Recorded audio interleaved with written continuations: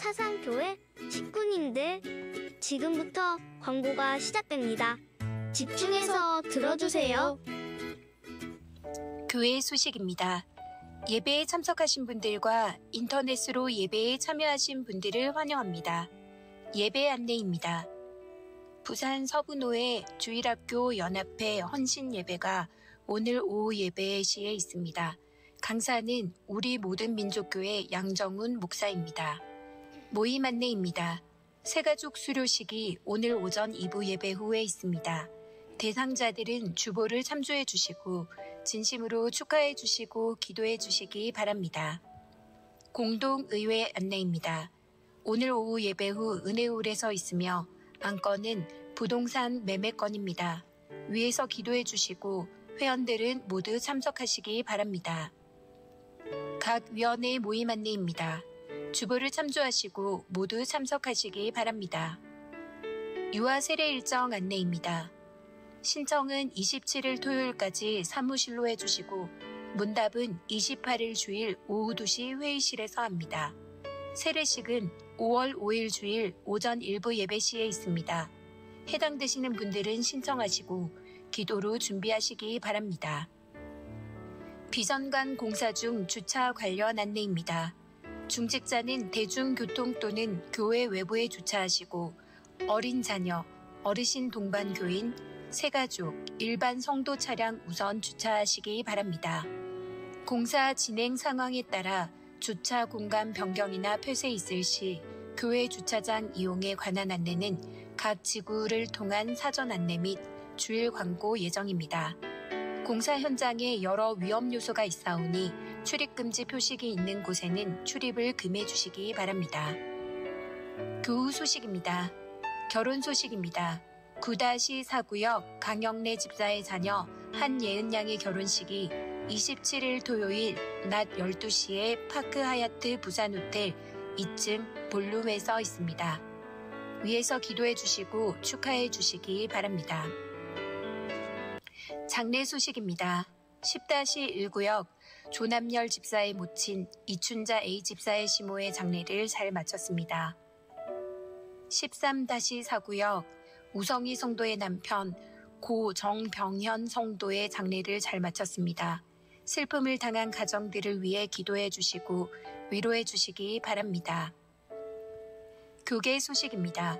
부산 서부노회 장로회 순회 원례회가 오늘 오후 6시 30분 화명중앙교회에서 있습니다. 부산 서부노회 주일학교 연합회 봄 어린이 대회가 27일 토요일 오전 9시 30분 동서대학교에서 있습니다. VIP 새가족을 환영합니다. 지난 주일 등록하신 새가족들입니다. 새가족들을 진심으로 환영해 주시고 위에서 기도해 주시기 바랍니다. 사상교회 식구님들, 예배에 집중할 수 있도록 지금 각자의 휴대폰을 점검하셔서 전원을 꺼주시거나 진동으로 설정해 주시기 바랍니다. 이 시간 경건한 마음과 몸가짐으로 하나님께서 기뻐 받으시는 예배 되도록 최선을 다하시고 하나님께 드리는 예배와 선포되는 말씀을 통해 큰 은혜 받으시기 바랍니다.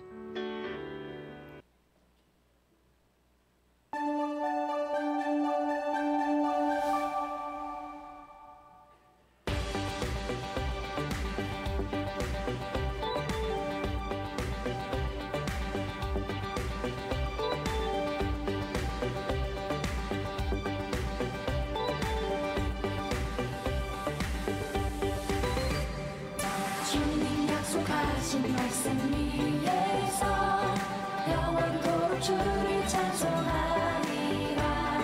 소리 높여 주께 영광 돌리며 약속 믿고 굳게 서리라. 굳게 서리 영원하신 말씀 위에 굳게 서리. 굳게 서리 그 말씀 위에 굳게 서리라. 주님 약속하신 말씀 위에서 영원하신 주의 사랑이 믿고 성령으로 힘써 싸워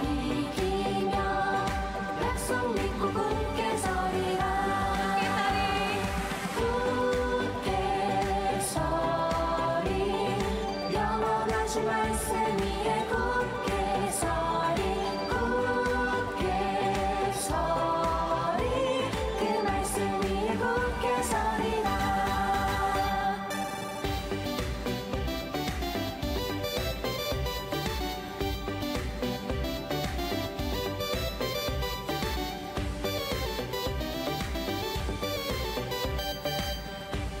우리 같이 한번 고백합시다. 주님 약속하신 말씀 위에서 영원하신 주의 사랑이 믿고 성령으로 힘써 싸워 이기며 약속 믿고 굳게 서리라. 굳게 서리 영원하신 말씀 위에 굳게 서리 굳게 서리 그 말씀 위에 굳게 서리라.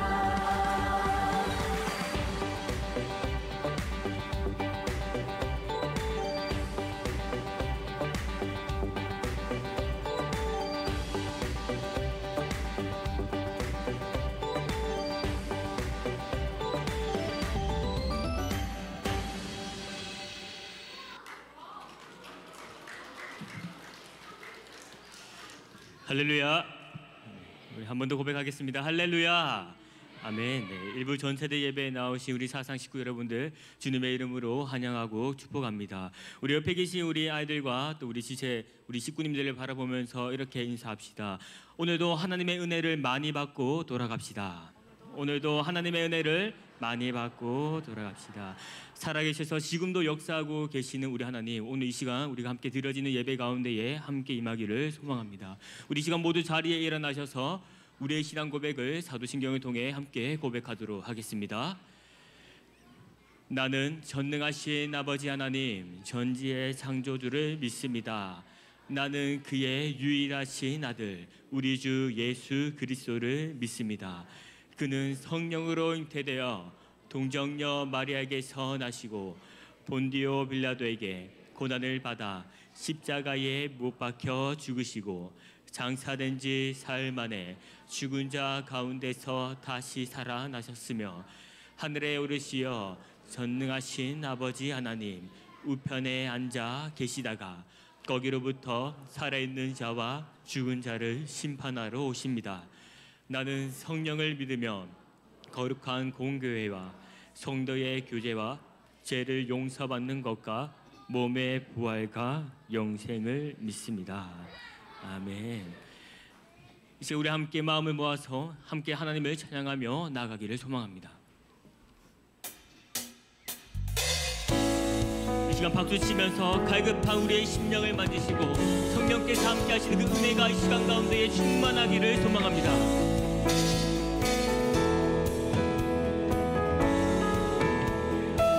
갈급한 내 마음, 갈급한 내 마음 만지시는 주 사랑과 노래 드리기 원합니다.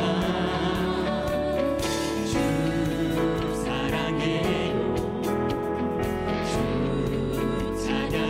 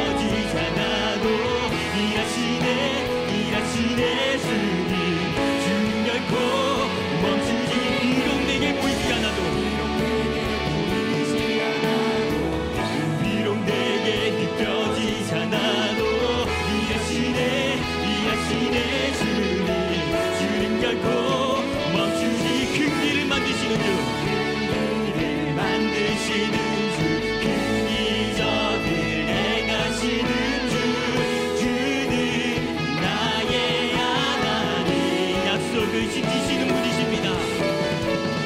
약속을 지키시는 분, 어둠 속에 빛이 되시는 그는 나의 하나님, 나의 하나님, 나의 하나님, 나의 하나님, 나의 하나님, 나의 하나님, 나의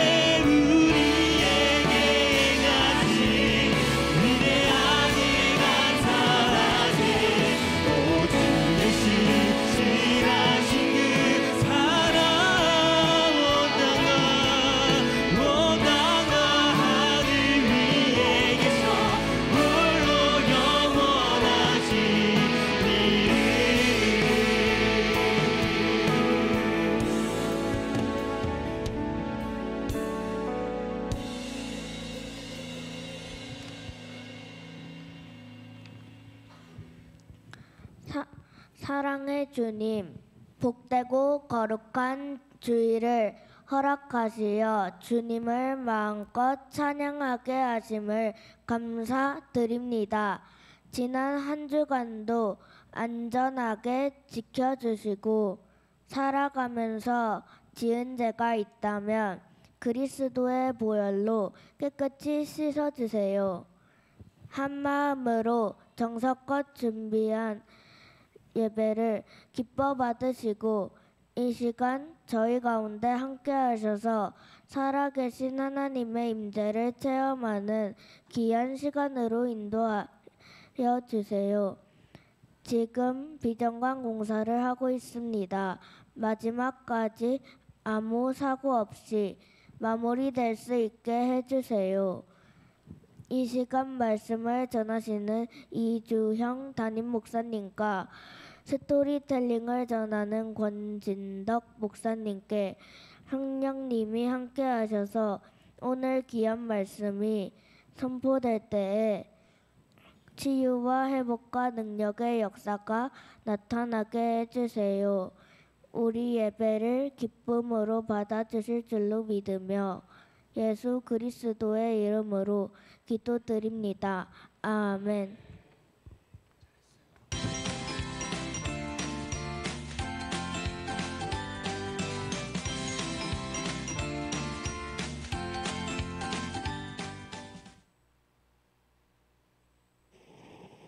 반갑습니다. 한 주간 잘 지내셨습니까? 자, 우리 손을 들어 한번 인사해 볼까요? 반갑습니다.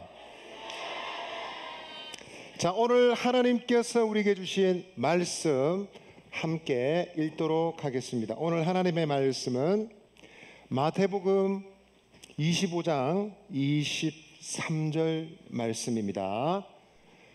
우리 큰 소리로 함께 읽도록 하겠습니다. 준비됐습니까? 반밖에 준비가 안 됐네. 다시 한번 준비됐나요? 자, 함께 읽겠습니다. 시작. 그 주인이 이르되 잘하였도다 착하고 충성된 종아, 내가 적은 일에 충성하였음에 내가 많은 것을 내게 맡기리니 내 주인의 즐거움에 참여할지어다 하고. 아멘. 자, 여러분, 오늘은 시작하면서 여러분들이 좋아하는 밸런스 게임으로 시작하도록 하겠습니다. 자, 여러분, 오늘은 여러분들이 다 사장님이 되어주세요. 큰 재벌의 회장님이 되어주세요. 여러분들이 만일 사장님이고 회사의 재벌의 회장님이라면 어떤 직원을 뽑겠습니까? 또 어쩔 수 없이 직원을 데리고 있을 수밖에 없다면 어떤 직원을 가까이 하겠습니까? 보기를 드릴 텐데, 첫 번째 보기가 마음에 드는 친구들은 왼손을 들어주세요. 왼손 한번 들어보세요. 왼손. 자, 손 내리시고. 두 번째 보기가 마음에 드는 친구들은 오른손을 들어주세요. 예. 자, 손 내리시고. 준비됐습니까? 자, 첫 번째 보기. 향수 냄새 지독한 직원 대 안 씻고 다니는 직원. 여러분들이 사장이고 여러분들 회장이라면 누구를 고르겠습니까? 하나, 둘, 셋. 예. 예. 감사합니다. 예. 첫 번째를 고른 친구들이 많아요. 그래도 향수 냄새가 나는가 봐요. 자, 두 번째 보기 드립니다. 두 번째 보기. 자, 회사에 중요한 회의가 있을 때 항상 아이디어는 내지 않고 입을 꾹 다물고 있는 인간이에요. 입을 꾹 다물고 있는 직원 대 두 번째, 회의만 했다 그러면 자기 의견이 옳다고 주장하고 꽐지르고 지 말만 우기는 직원입니다. 자, 둘 중에 누구입니까? 하나, 둘, 셋. 네. 자, 예. 자, 두 번째 문제도 첫 번째, 예, 조용한 사람을 좋아하나 봐요. 사장님의 본색이 드러납니다. 자, 손 내리시고요. 세 번째 보기입니다. 예, 어떤 직원이 더 나을까요? 회장님이 잘못했어요. 사장님이 뭔가 문제가 생겼어. 그러면 여러분 아프게 지적해요. 적나라하게 지적하면 틀렸잖아요. 지적하는 직원 대 사장님이 잘하든 못하든 불법을 지르든 상관없이 항상 굽신 무조건 예스맨. 자, 둘 중에 어떤 직원을 고르시겠습니까? 하나, 둘, 셋.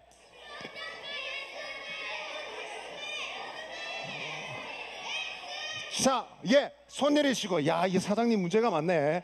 전부 다 예스맨을 고르고 있어요. 예스맨. 자, 마지막입니다. 마지막.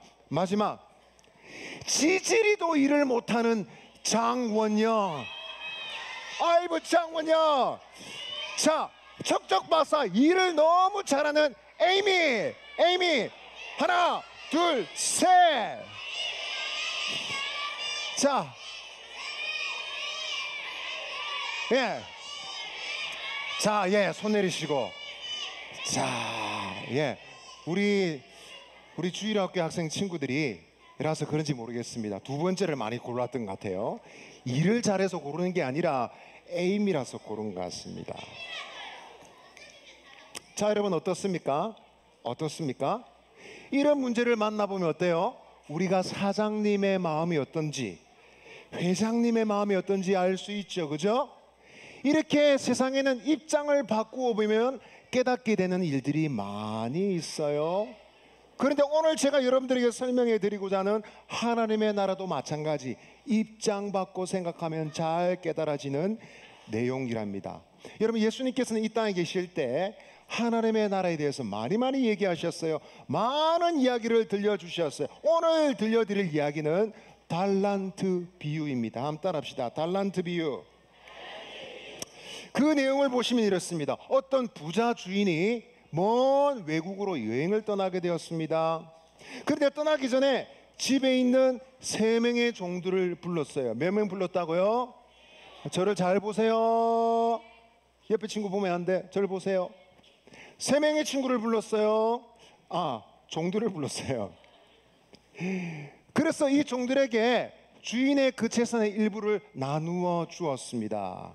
달란트를 주었어요. 한 종에게는 5달란트, 또 한 종에게는 2달란트, 또 한 종에게는 1달란트를 주었어요. 아마 주인은 종들이 나가서 장사를 해서 이윤을 남기기를 바랬던 것 같아요.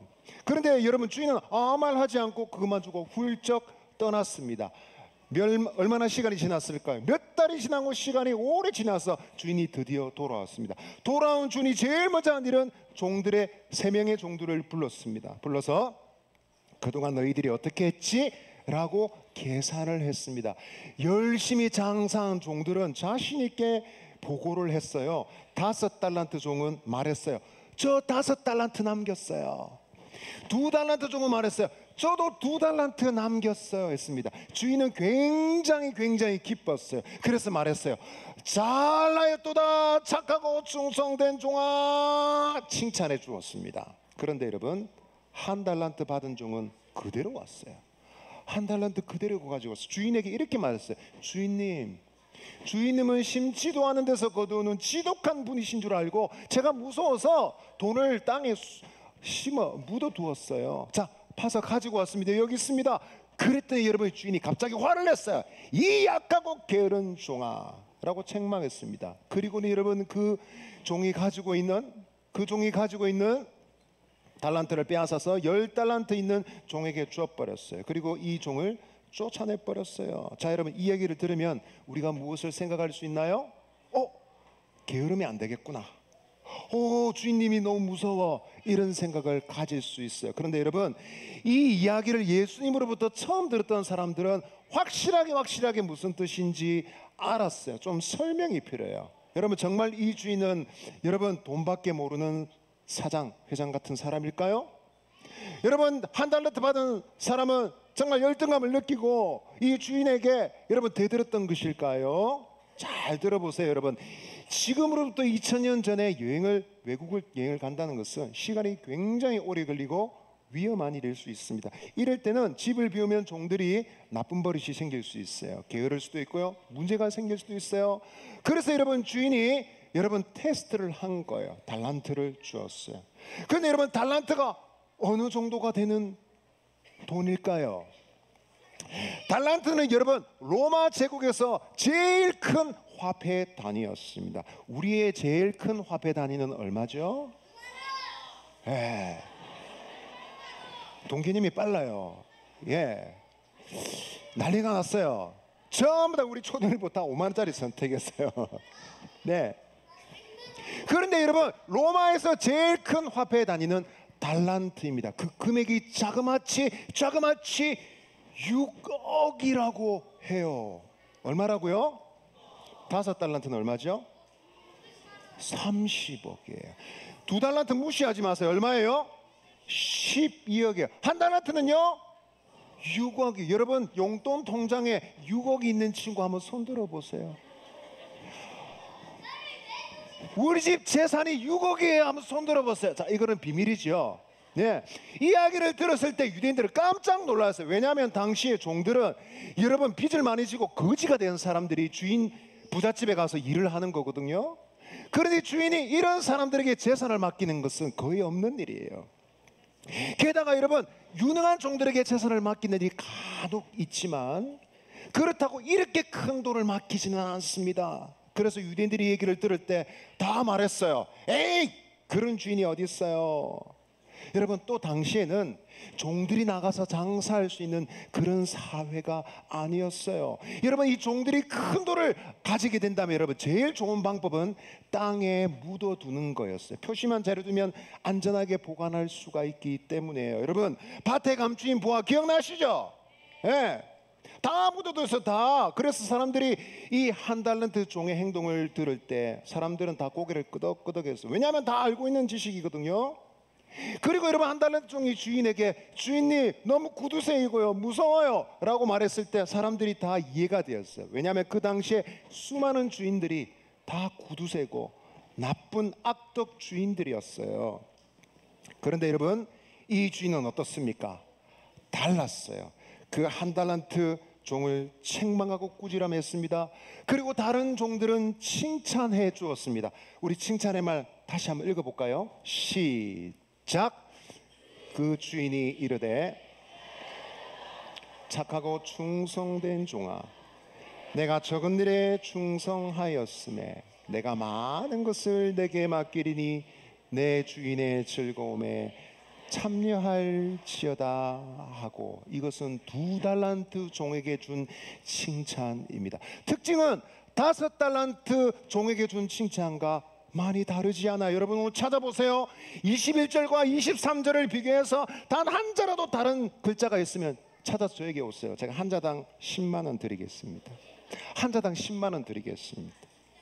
한 자도 다르지 않고 똑같습니다. 무슨 말입니까 여러분? 남긴 달란트보다 종들의 마음을 알기를 원했던 것입니다. 게다가 보세요. 네가 적은 일에 충성했으면 이제는 많은 것을 맡기리라. 여러분 5달란트가 작습니까? 30억이 적나요? 에이, 그거 껌값이죠. 작나요? 그런데 말합니다. 네가 적은 일에 충성했으니 이제는 많은 것을 맡기리라. 50달란트 30억이 아니라 300억을 맡기리라 말하고 있습니다. 이야기를 들었을 때 여러분 유대인들이 어땠을까요? 에이, 그런 주인이 어디 있어? 그런 사람이 어디 있어? 라고 얘기를 했을 겁니다. 여러분, 이 주인이 누구일까요? 이 주인이 누구일까요? 이 주인은 바로 하나님 아버지이십니다. 하나님께서는 그분을 믿는 자들에게 하나님 나라, 금보다 은보다 귀한 하나님의 나라를 주기를 원하세요. 달란트는 하나님의 테스트예요. 우리의 마음을 알기를 원하는 거예요. 이 마음을 알지 못하는 사람들은 하나님이 주신 재능을 가지고 아무것도 하지 않습니다. 게으른 것도 하나님의 마음을 몰라서 그런 거예요. 여러분들은 여러분들의 달란트를 지금 어떻게 하고 있나요? 나는 다른 사람처럼 5달란트 남길 수 없어요. 걱정하지 마세요. 하나님 우리 마음을 알기를 원해요. 제일 나쁜 것은 아무것도 하지 않는 거예요. 한번 따라합시다. 아무것도 하지 않으면 아무 일도 일어나지 않는다. 여러분 가만히 있지 마세요. 아무것도 안 하고 그냥 있지 마세요. 뭐라도 합시다. 하나님의 나라를 위해서 뭐라도 합시다. 하나님은 열매를 남길 수 있는 능력을 우리에게 주셨습니다. 믿습니까? 자, 옆에 친구에게 말해주세요. 옆 친구에게 이렇게 말해주세요. 가만히 있지 맙시다. 한 번 더 얘기합시다. 하나님의 나라를 위해서 뭐라도 합시다. 여러분 친구에게 사탕 하나, 과자 하나라도 주면서 교회로 초대하세요. 예수님 얘기 전해주세요. 이번 한 주간도 여러분 하나님의 나라를 위해서 뭐라도 해서 충성되고 신실하게 살아가시고 승리하시는 우리 모든 친구들 되시기를 바랍니다. 아멘.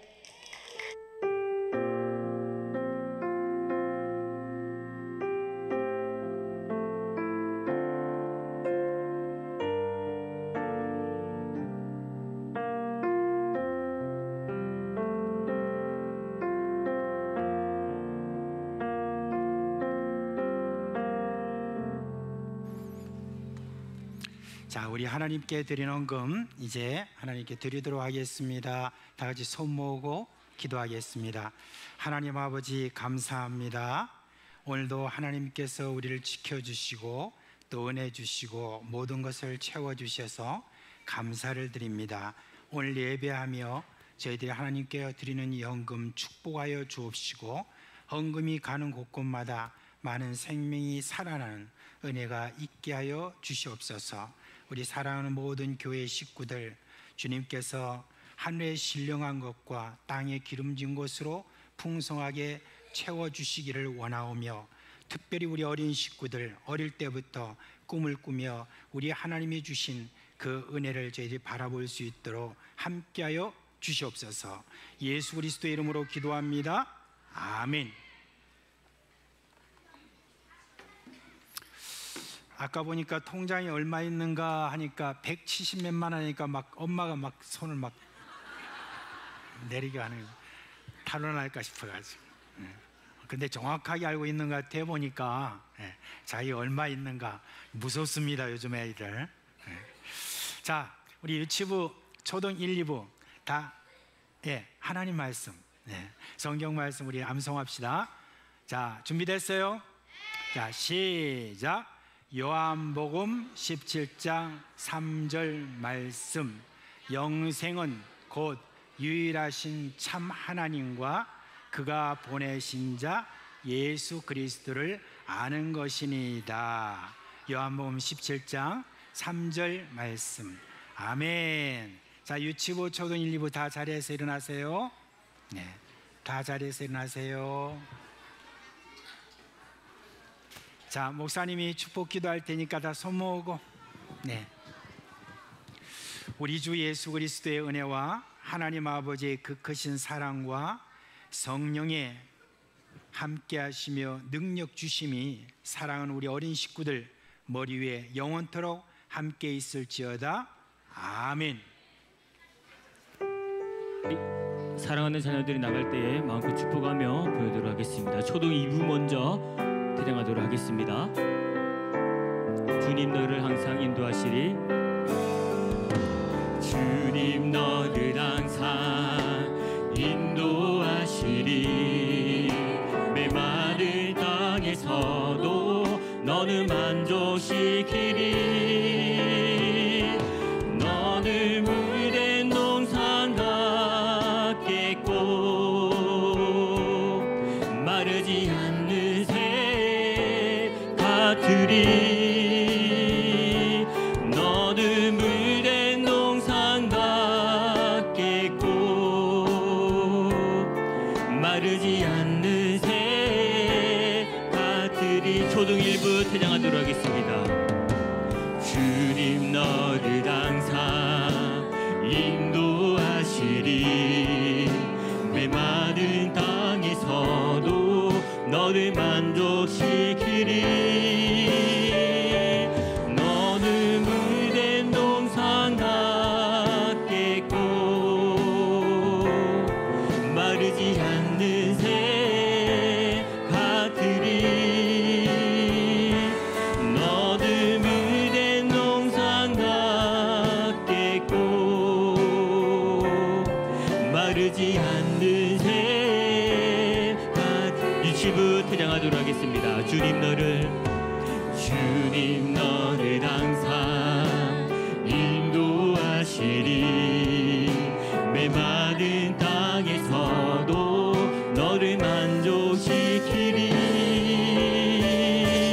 너는 물된 동산 같겠고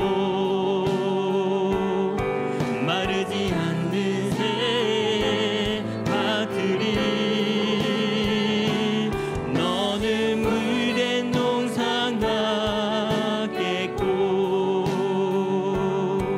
마르지 않는 새 같으리.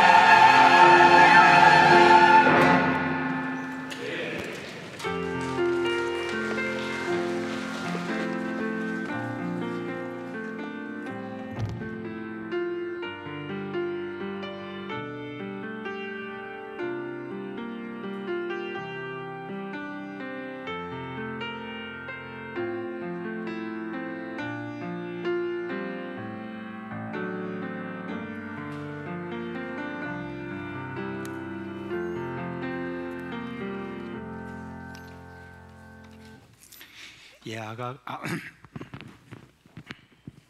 아까 그 광고하는 데 있어서 뭐 하나 좀 빠진 게 있습니다. 그래서 구두로 광고를 좀 드리고 지금 하나 띄워드리도록 하겠습니다. 우리 교회 이전에 부목사님으로 계시고 또 다른 곳에 가셨다가 협동목사로 계시다가 이제 인천의 부평에 있는 교회로 이제 담임 목사님으로 이렇게 가셨는데 위임식이 이번에 필그림 선교 교회 이렇게 있습니다. 4월 27일 날 토요일 날 오후 4시에 있습니다. 그래서 혹시 여러분 중에서 여기 동행하실 분이 계시면은 우리 김재호 장로님이나 또 박홍태 장로님한테 말씀해 주시면은 그러면 함께 동행하도록 그렇게 하겠습니다. 자, 우리 하나님 말씀 보겠습니다. 사사기 7장 4절부터 8절에 있는 말씀입니다. 사사기 7장 4절로 8절에 있는 말씀입니다.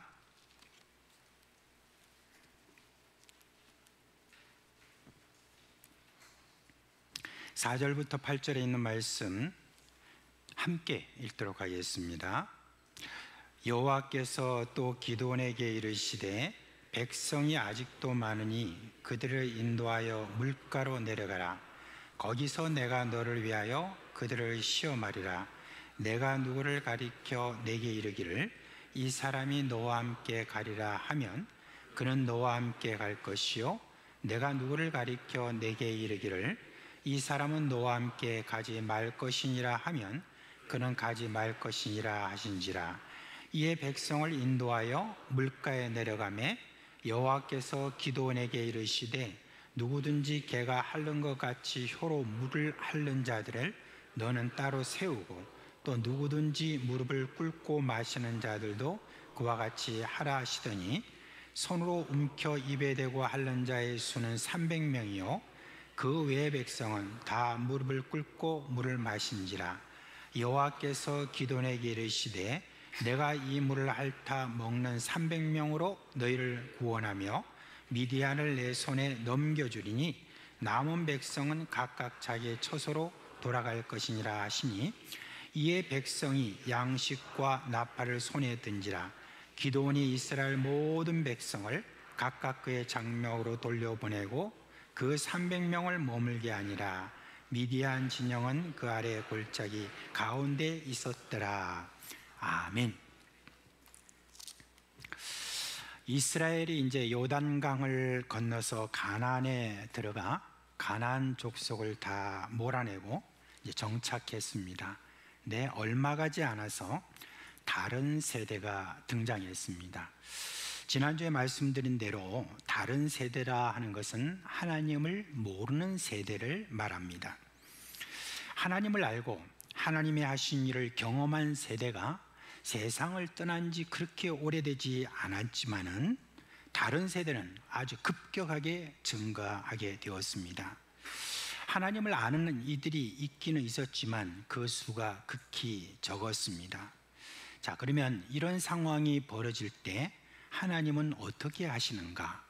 사사기 그 말씀을 보면 그것을 잘 보여주고 있는데 한 번만 보여주는 것이 아니라 몇 차례에 걸쳐서 반복적으로 하나님이 그 내용을 우리에게 보여주고 있습니다. 일단 다른 세대가 대다수가 되면 하나님은 주변 민족과 나라를 아주 강하게 만드십니다. 그리고 이스라엘 나라를 침략해서 접수하고 노예와 같은 그런 어떤 사람으로 삼습니다. 아무리 농사를 잘 지어도 주변 나라에 거의 다 뺏기고 겨우 입에 풀을 칠할 정도의 가난을 겪습니다. 또한 노예가 된다는 것은 뭘 말합니까? 자신이 마땅히 누려야 될 그런 권리를 잃는다라고 하는 그런 말입니다. 인간으로서 대접을 받지 못하고 짐승 취급당하는 것이죠. 그런 어려움이 이렇게 오게 되면 이제 그런 힘든 상황에서 조상적 하나님께 호소합니다. 아이고, 우리가 잘못했어요. 하나님을 버리고 우상을 섬기는 우리들의 죄를 용서해 주시고 구해 주세요 라고 하나님께 부르짖습니다. 그러면 하나님은 한 사람을 세우시는데 그 사람을 가리켜 사사다라고 이렇게 말합니다. 그러면 이 사사를 통해서 이스라엘을 구원하여 다시 강한 나라로 만들었습니다. 그런데 이런 어떤 강한 나라가 되고 나서 또 다음 세대가 또 되면 또 다른 세대가 되고 또 다시 다른 나라에 의해서 점령당하고 그리고 또 다시 이제 사사를 세워주시고 다시 또 구원받아서 다시 또 이렇게 강한 나라가 되고 하는 이런 어떤 일들이 계속 반복되는 그런 내용이 바로 이 사사기에 기록되어 있다는 바로 그 말입니다. 사실 이거 한두 번도 아니고 계속해서 이런 걸 내용을 보면은 사사기를 보는 우리도 좀 답답한 그런 마음이 거기에 있습니다. 그래서 그 소위 이 사사기를 뭐라고 말하냐면 이제 사사기를 가리켜서 사사기 사이클이다라고 그렇게 이제 이야기를 하는 것을 볼 수가 있습니다. 여러분 이 사사라는 말이 있잖아요. 이것부터 먼저 좀 우리가 한번 살펴보면 사사가 뭐냐? 이제 한문으로 보면 이렇습니다. 선비사자에다가 스승사자 두 가지가 다 이렇게 들어가 있는데 말하자면 지도자라고 하는 그런 뜻이 거기에 있습니다. 그리고 여러분 히브리어로 뭘 한다고요? 네, 소페트라고 이렇게 이야기하죠. 근데 이 말이 무슨 뜻이냐면은 재판자, 다스리는 자 혹은 또 구원자인데 사실 이 모든 것들을 다 합쳐가지고 뭐라고 말하냐? 구원자다라고 하는 그런 뜻을 거기에 갖고 있습니다.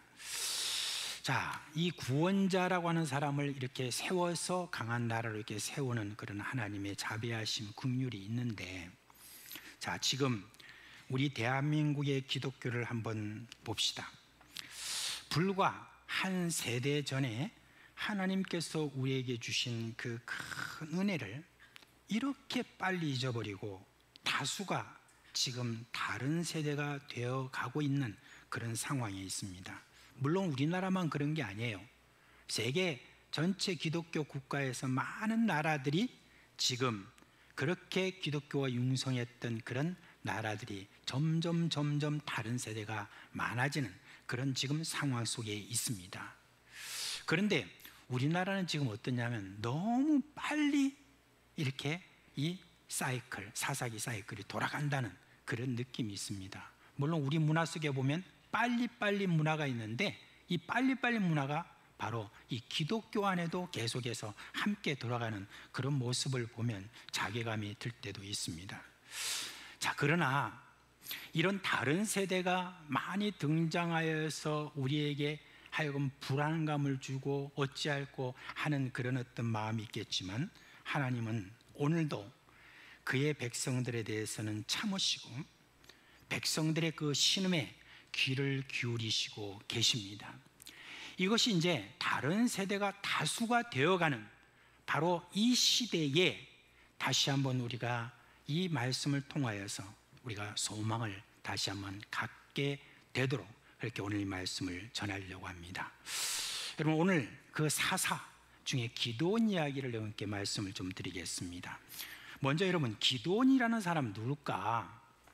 이제 여러 제가 그림을 이렇게 보니까 기드온이라는 사람에 대해서 이렇게 보니까 저렇게 아주 용감하고 대단하고 덩치 있고 뭐 이런 어떤 그림밖에 없는데 뭐 그 정도로 이렇게 한번 이 사람을 한번 살펴보겠습니다.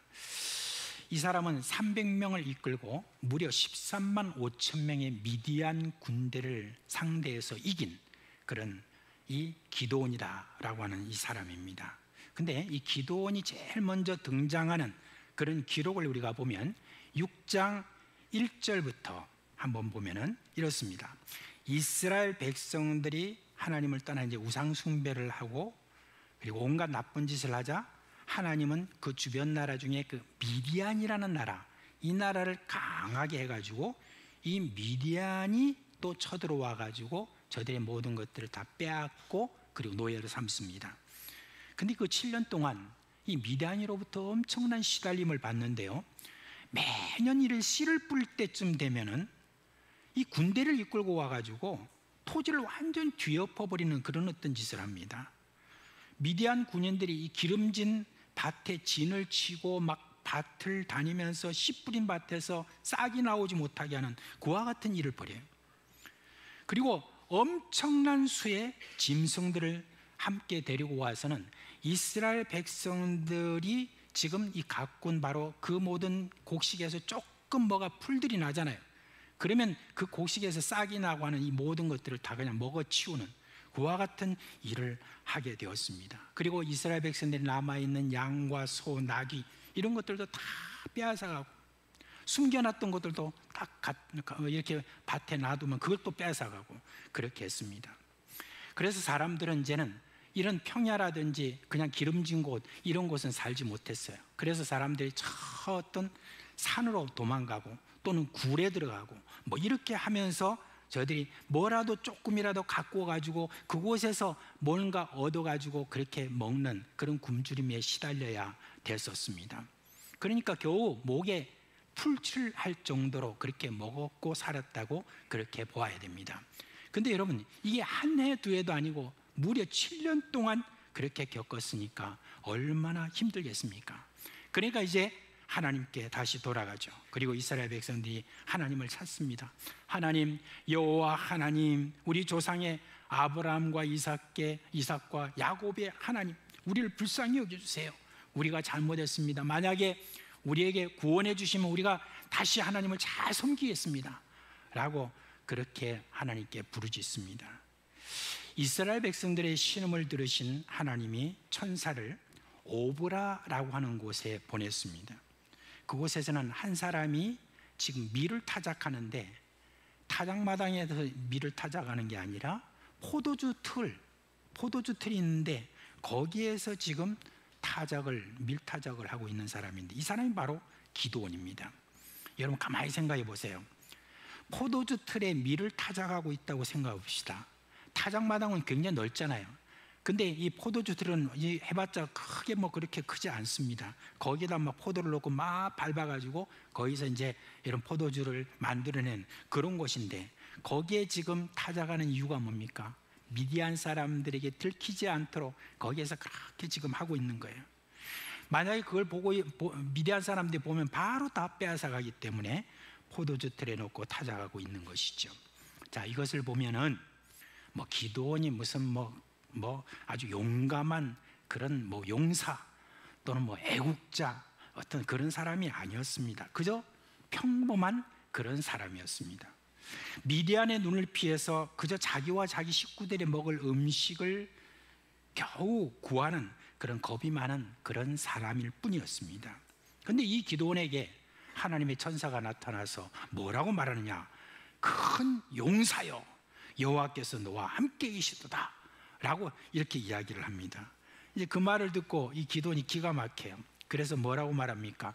하나님 우리와 함께 하신다고요? 그럼 이게 뭡니까 지금? 예? 우리에게 이런 비참한 일이 있도록 놔두십니까? 라고 이렇게 합니다. 그러자 갑자기 천사가 그랬다가 갑자기 하나님이 말씀하십니다. 너는 가서 너의 힘으로 이스라엘을 미디안 손에서 구원하라. 내가 너를 보낸 것이 아니냐? 라고 이렇게 이야기합니다. 근데 기드온이 더 기가 막혔습니다. 자기 자신의 위치나 또한 자신의 모습을 볼 때 전혀 사사로서 자기는 자격이 없습니다. 나는 이스라엘 지파에서 가장 작은 므낫세 지파 사람이고 또 이 지파 중에서도 아주 보잘것없는 집안 사람인데 내가 무엇을 할 수 있다는 말입니까? 내 입장에서 누구를 동원할 수 있는 그러한 어떤 사람도 아닙니다 라고 이렇게 이야기합니다. 정말 그래요. 이 기드온은요, 지도자 그룹에 속한 사람도 아니었습니다. 그저 그냥 평범한 그런 사람이었습니다. 자격으로 말하면 자격이 없는 사람입니다. 그러자 하나님이 또 말씀하십니다. 뭐라고 말씀하시냐면 내가 반드시 너와 함께 하리니 네가 미디안 사람 치기를 한 사람 치듯 하리라 그렇게 했습니다. 저는 이 대목을 읽으면서 처음에는 이제 그냥 뭐 이렇게 쭉쭉 나갈 때는 뭐 천사가 그냥 계속해서 뭐 말씀을 계속 전했다고 생각했는데 그게 아니라 이제 처음에는 천사가 딱 말하고 그 다음부터 바로 하나님이 딱 개입해서 그렇게 말씀하시는 그런 내용을 보게 되었습니다. 근데 왜 하나님께서 그러셨을까? 이 기드온에 대해서 하나님 아시기 때문에 그런 것 같아요. 천사가 말하면 대충 알아들어야 되는데 그렇지 않고 벌써 고집부터 딱 부리려고 하는 그런 사람으로 딱 있으니까 하나님 직접 개입해서 바로 이렇게 말씀하시는데 그런 내용이 보면은 성경에 많이 나와 있습니다. 근데 말하자면 기드온은 하나님의 말씀에 즉각 반응하는 어떤 믿음을 딱 가지고 있는 그런 사람이 아니라는 것을 보여주고 있는 겁니다. 자, 기도는 이후로도 하나님에게 확인을 요구합니다. 제가 오늘 말을 섞은 분이 정말 하나님이시라면 저에게 그 포징을 한번 보여주세요 라고 하고는 염소 새끼를 잡아가지고 빵을 만들고 굴굴 준비해가지고 딱 왔습니다. 그러자 이제는 또 하나님의 사자가 나타나가지고 그 고기와 빵을 바위 위에 놓고 그 위에 국을 부으라 그렇게 말하고는 천사가 딱 지팡이를 딱 대니까 불이 바위에서 나와서 다 태워버렸습니다. 이제 그제야 이제 이 정신을 차리고 이 기도원이 이제 마음에 두려움이 오고 그 이후에 보니까 이제 이 기도원이 뭔가 믿음으로 행하는 것 같아요. 그래가지고 자기 집안에 있는 지금 여러 우상들 있잖아요. 이런 것들을 그냥 밤중에 가가지고 다 부숴버리고 하는 그런 일들을 벌입니다. 이제 그때 어떤 소식이 들어왔냐면 미디안의 군대가 요단강에 건너왔다는 소식이 들었습니다. 그래서 이제 하나님의 영이 기드온에게 임했는데 기드온을 사사로 세웠다는 그 소문이 순식간에 다 이제 이스라엘에 퍼지고 기드온을 돕겠다는 사람이 이제 므낫세 지파 외에도 여러 지파 사람들이 다 몰려왔습니다. 이제 기드온은 어떻게 해야 됩니까? 전쟁에 나가면 되는 거예요. 그런데 이 기드온에게 또 의심병이 도집니다. 하나님께 말합니다. 하나님 말씀대로 내 손으로 이스라엘을 구원하신다는데 확실한 증거를 또 보여주세요 라고 이렇게 말합니다. 그러면서 하는 말이 양털 한 뭉치를 제가 타작마당에 딱 두겠습니다. 여러분 아까 그 기드온이 어디서 타작을 했죠? 포도즙 틀에서 이렇게 타작을 하다가 이제 타작마당에 이제 나오게 됐잖아요. 그러니까 이제 더 의심을 좀 가지게 되는 게 있었습니다. 그래서 타작마당에 양털 딱 뭉치를 넣고 여기에다가 이슬이 맺히고 물이 맺히면은 그리고 주변에는 물이 안 맺히면은 그러면 하나님이 진짜 나와 함께 하신다는 걸 알겠습니다 그랬어요.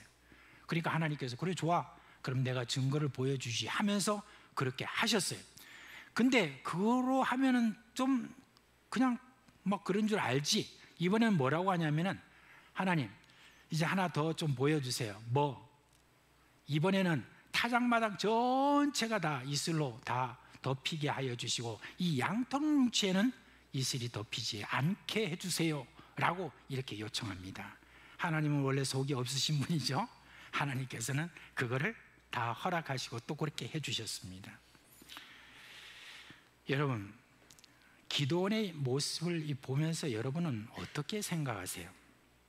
저는 이렇게 갑자기 그 내용을 보면서 이런 말을 했습니다. 어지간하다. 제가 그렇게 생각했습니다. 저 같으면 하나님이 기분 나빠하시지 않을까라고 하는 조마조마한 마음으로 한 가지 정도만 기적을 보여줘도 아멘. 그러면 하나님 나와 함께 하시는 걸 내가 충분히 알겠습니다 라고 하면서 이렇게 나서지 않을까 싶은데 이 지금 기드온이라는 사람은 겁도 많고 믿음도 별로 없고 계속 확인을 또 요청하고 계속 이런 어떤 모습을 이렇게 지금 가지고 있는 기드온이라는 이 한 사람이라고 할 때 이 기드온은 뭐 그렇게 대단한 믿음의 용사다 이렇게 볼 수가 없는 사람입니다. 엑섬이라고 하는 이 주석가가 있습니다. 근데 이 주석가가 사사기에 나오는 그 어떤 인물도 기드온보다 더 많은 하나님의 증거와 확신을 받은 사람이 없고 기드온보다 더 많은 의심을 품은 자 없었다라고 그렇게 이야기를 하고 있습니다. 자, 그렇다면 하나님은 어떻습니까? 성경에 보면 하나님이 누구를 택하여 쓰시고자 하면 늘 이렇게 하나님이 좀 약하신 모습을 보이세요. 왜요? 이 전쟁을 하나님이 하시려고 하기 때문에 그런 것입니다. 우리는 하나님의 택한 백성으로서 어떤 전쟁이 우리 앞에 닥치더라도 이런 마음이 있어야 될 것입니다. 자신에게는 무한히 의심하고 의심해야 됩니다. 그러나 하나님에 대해서는 늘 이렇게 생각하시면 돼요. 하나님이 일으키신 전쟁이라면 하나님이 하실 것이다. 내가 하는 것은 하나님께 요구할 뿐이다. 전쟁의 승리는 어디 있느냐? 내 전쟁을 하면 우리는 진다. 그런데 이 전쟁이 하나님의 전쟁이라면 그러면 그 전쟁은 승리할 수 있다라고 그렇게 우리는 생각해야 됩니다. 우리가 기드온에서 배울 것이 있다면 바로 이것입니다. 기드온이라는 사람이 뭐 대단한 용사이기에 그걸 하나님이 사사로 세우시고 그리고 그를 통해서 하나님께서 이 이스라엘을 구원하신다 하는 것이 아니라는 것입니다. 정말 이 기드온은 우리와 같이 평범한 사람이고 믿음이 타고난 사람도 아니고 의심병이 많은 사람이고 그런 사람이다라고 하는 그 정도로 우리가 생각하면 되겠습니다. 자, 그러면 그 다음으로 이 전쟁에 동원된 300명 있죠. 이 300명은 도대체 누군가? 300명. 여러분 300하면 제가 영화가 생각났습니다. 혹시 여러분 이 영화 본 적 있으세요? 300 굉장히 유명한 그런 영화죠. 이 그리스를 침략한 그런 이 이슬람 어떤 쪽에 있는 그런 모든 그 군사들이 막 일어나가지고 할 때 300명이라고 하는 이 군사들이 일어나가지고 막 대항했던 그런데 이 사람들 굉장히 근육질이죠, 그죠? 제가 근육이 너무 여러분 놀랄 것 같아서 근육질을 지금 이제 안 보이고 있는데 그런 근육질의 사람들이죠. 이런 사람들입니까? 300명이? 이런 사람들이었습니까? 자, 이 사람들이 어떤 사람이냐? 어떤 한 그림에 보니까 와, 이 그림에 보니까 300명을 저렇게 묘사해 놨어요. 굉장히 용기가 있죠. 굉장히 앞에 딱 해가지고 쫙 나오는 모습이 대단해 보이지 않습니까? 근데 여러분 이 300명의 이 사람들이 누구냐? 어떤 사람이냐 하는 것은 우리가 한번 봅시다. 자, 이제 기드온이 사사로 그렇게 세움을 받았다는 어떤 그 말을 듣고 나름대로 뭔가 기대를 가지고 사람들이 몰려들었는데 얼마 정도 모였느냐? 몇 명이 모였다고요? 32,000명이 모였습니다. 여러분 32,000명이 모였다라고 하는 거 그걸 제가 한번 여러분께 보여드릴게요. 우리가 뭐 여의도 광장이라 무슨 뭐 저기 뭐 서울 광장이라 이런데 막 사람들이 막 모였을 때 뭐 100만 명이 모였다 뭐 막 그러잖아요. 순 가짜 같아요. 이게 지금 몇만 명이냐면 3만 명 정도가 되는 겁니다. 3만 명 많죠, 그죠? 그러니까 3만 명 정도 모였다라고 하는 엄청나게 많은 어떤 그런 군사들이 모였다는 것입니다. 그런데 이 군사들을 보고 이 군사들을 보는 바로 기드온의 마음이 어땠을까요? 든든했겠죠. 막 미디안 군사가 얼마 되는가 하는 데 대해서는 뭐 제대로 잘 모르니까 그렇지만 이 정도 사람들이 모이면은 그래도 나름대로 든든하지 않았겠습니까? 그러면 이 모든 사람들이 든든한 어떤 마음으로 딱 저들을 바라보고 있는데 근데 하나님께서 말씀하십니다. 뭐라고 말씀하시냐면은 저 사람들 너무 수가 많다 그렇게 말씀하십니다. 13만 5천 명이 비하면 뭐 참 적은 수인데 하나님께서 뭐라고 말씀하시냐면 많다 그렇게 말씀하십니다. 그리고 난 다음에 하나님께서 뭐라고 말씀하시냐면 그 사람들 중에 만약에 그냥 친구가 오자 그래서 왔다든지 아니면 조금 마음에 두려움이 있다든지 뭐 이런 사람이 있으면 다 그냥 집에 돌려보내라 그랬습니다. 집에 돌려보냈습니다. 근데 그 숫자가 얼마나 되냐면 22,000명이 집으로 다 돌아갔습니다. 그러니까 지금 남은 사람이 얼마일까요?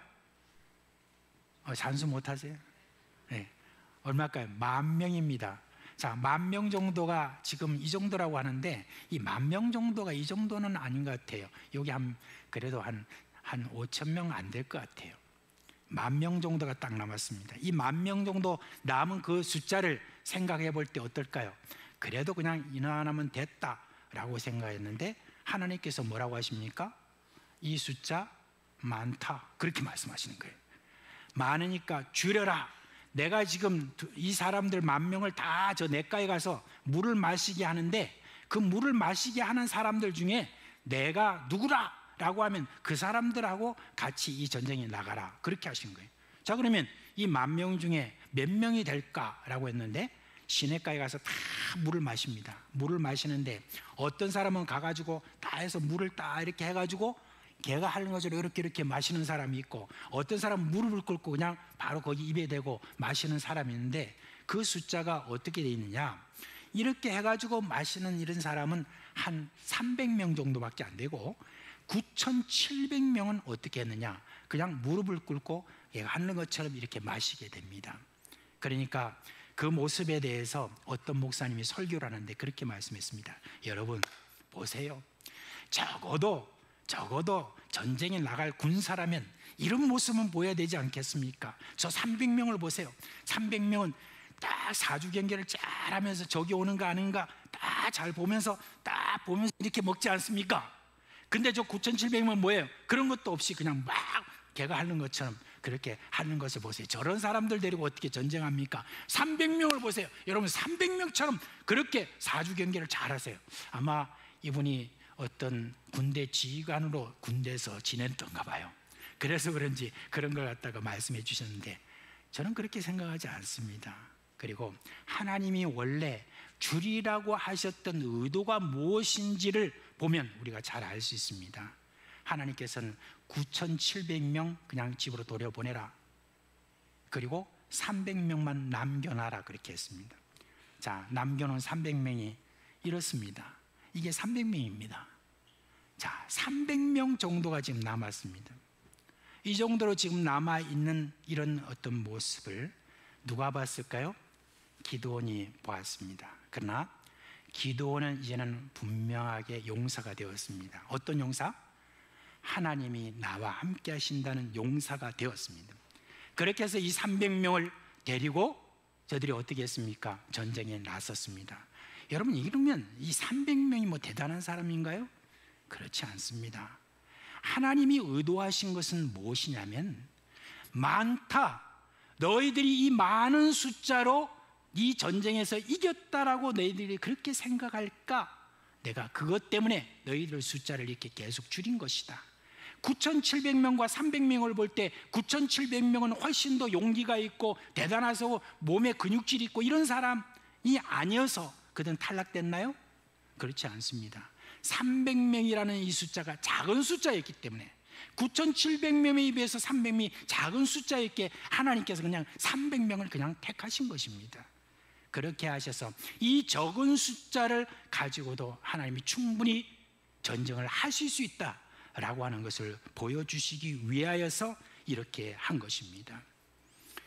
여러분, 그 이후에도 이스라엘의 전쟁을 치를 때마다 하나님이 하신 말씀도 있고, 그리고 사람들이 고백한 말이 있습니다. 이스라엘 초대왕 사울의 아들 요나단 뭐라고 말했냐? 여호와의 구원은 사람이 많고 적음에 달리지 아니하였느니라 라고 그렇게 했습니다. 그리고 아하시엘 선지자, 이분이 여호사밧 왕에게 이렇게 말했습니다. 여호와께서 이같이 너에게 말씀하시기를, 너희는 이 큰 무리로 말미암아 두려워하거나 놀라지 말라. 이 전쟁은 너에게 속한 것이 아니요 하나님께 속한 것이라 라고 그렇게 이야기를 했습니다. 그렇습니다. 기드온도 아니고 300명도 아닙니다. 여러분, 무엇입니까? 하나님이 구원하신 것입니다. 비록 자신들의 잘못으로 비극적인 상황에 놓였다 할지라도 그 가운데 하나님께 부르짖을 때 하나님은 들으시고 구원해 주셨다라고 하는 것, 하나님이 스스로 이 전쟁을 일으키시고 이 전쟁에서 하나님이 승리케 주셨다는, 그게 뭐냐면 바로 사사기의 내용인 것입니다. 그 방편으로 사사를 세우시고 사람들을 세우긴 했지만은 기드온과 300명의 용사를 통해서 우리가 얻는 교훈은 그들의 어떠함에 달려있지 않다라고 하는 그 사실입니다. 단 한 가지 뭐가 있느냐? 뭐가 있습니까? 고통을 당하고 어렵고 힘든 어떤 그런 상황에 놓여 있으면 그 상황에 대해서 인정을 하고, 하나님, 우리가 정말 잘못했네요, 죄송합니다, 우리가 우상을 섬기고 우리와 이와 같이 하나님을 떠나 하나님을 모르는 그와 같은 지금 다수의 세대가 되어버린 바로 이런 상황이 우리 앞에 놓여 있습니다. 주님, 어떻게 할까요? 어떻게 하면 좋습니까? 하나님, 바로 이곳에서 우리를 구원하여 주옵소서라고 하는 그 부르짖음이 사실 있었지, 사람을 누구를 세운다 라고 하는 어떤 그 부분에 대해서는 하나님이 그렇게 상관하지 않으셨다라고 하는 것을 볼 수가 있습니다. 지금 다른 세대가 판을 치고 있는 그런 세상에서 하나님이 우리에게 원하시는 것이 여러분 무엇일까? 우리 교회 사실 지금 많이 애쓰고 있습니다. 다음 세대를 위해서 우리가 참 정말 여러분 얼마나 고생들을 많이 하는지, 우리 특별히 여러분 주일학교 교사들 한번 보십시오. 그냥 애들 어떻게 하든지 비율을 맞추기 위해서 막 그렇게 고생합니다. 그냥 아이들 그냥 아침에 나가가지고 그냥 애들 데려온다고, 그냥 그 지금 자고 있는 애들 어쨌든 간에 또 안 믿는 부모 같으면 안 믿는 부모한테 다 빌어가지고 아이들 깨워달라고 그러고 그 아이를 데리고 이렇게 주일학교 지금 이렇게 나온 아이들이 그렇습니다. 그렇게 지금 하면서 아이들을 또 가르치면서 이래저래 보면 애태운 애들이 또 얼마나 많습니까? 그렇게 교육을 위해서 이런저런 애씀, 이런 많은 고군분투함도 있지만, 이것도 여러분 정말 귀하지만, 정말 여러분 우리가 애를 쓰고 애를 써야 되는 부분은 뭐냐면 하나님을 향한 것입니다. 하나님, 이런 지금 어떤 문제, 이런 지금 다른 세대가 다수가 되어버린 바로 이와 같은 모든 상황에 대해서 주님, 누구의 잘못을 제가 지적하지 않겠습니다. 그저 하나님, 내가 잘못했습니다. 하나님, 우리를 용서하여 주시옵소서. 하나님이 이런 모든 상황에서 속히 우리를 빨리 구원해 주시지 않으시면 다른 어떤 그런 나라들이 더 강성해서 우리로 하여금 노예로 만드는 그와 같은 일이 우리에게 벌어질까 두렵습니다. 하나님, 이때라도 하나님께서 우리를 용서해 주시고 마음을 돌이키시고 그리고 우리를 구원하여 주시옵소서.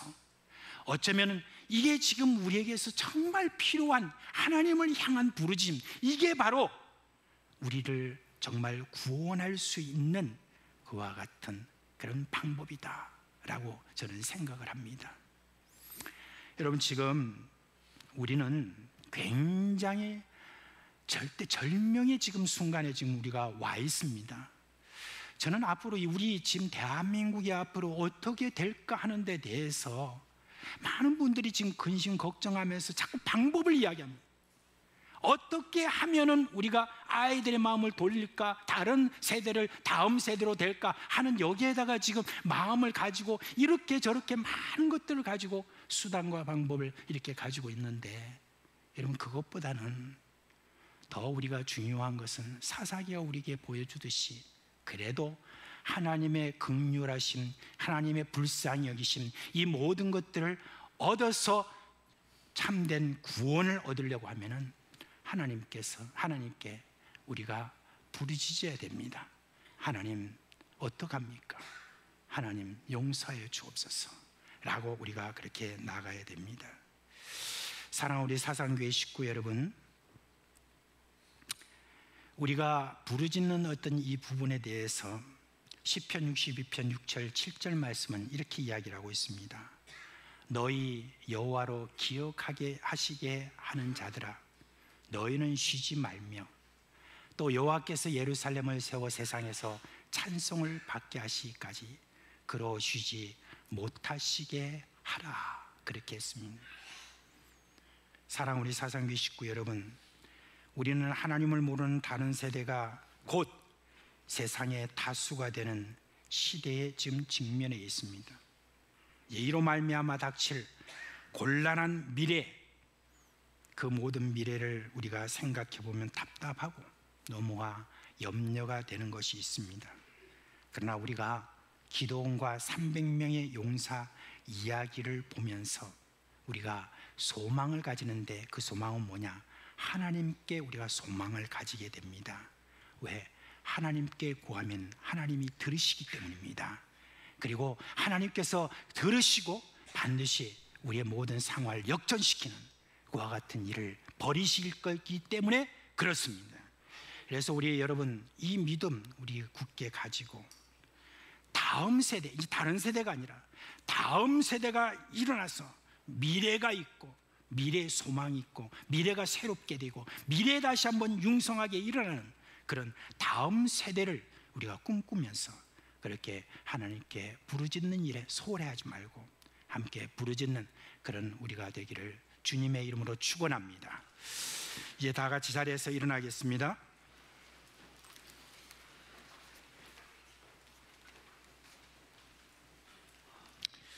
우리 찬양 주를 찬양 찬송 함께 하겠습니다.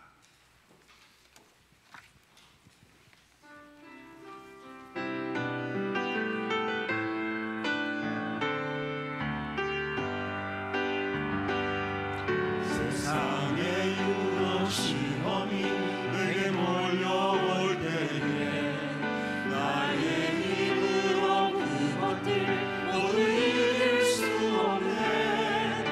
거대한 폭풍 가운데 위축된 나의 영혼 어찌할 바를 몰라 헤매이고 있을 때 주를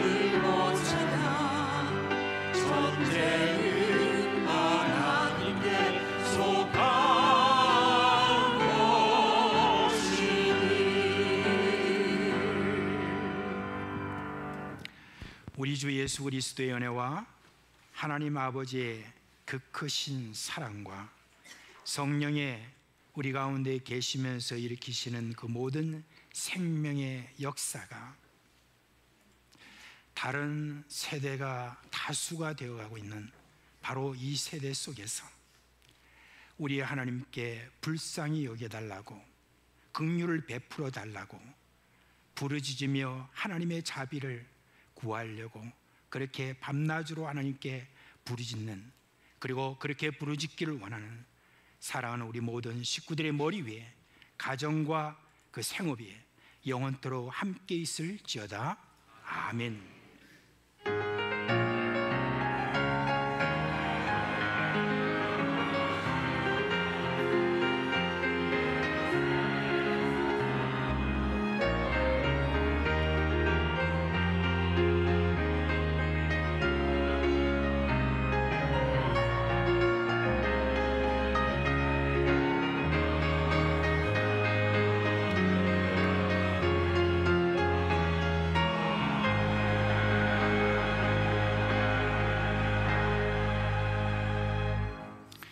주 예수 그리스도의 은혜와 평강이 여러분과 함께 하실 주님의 이름으로 축원합니다.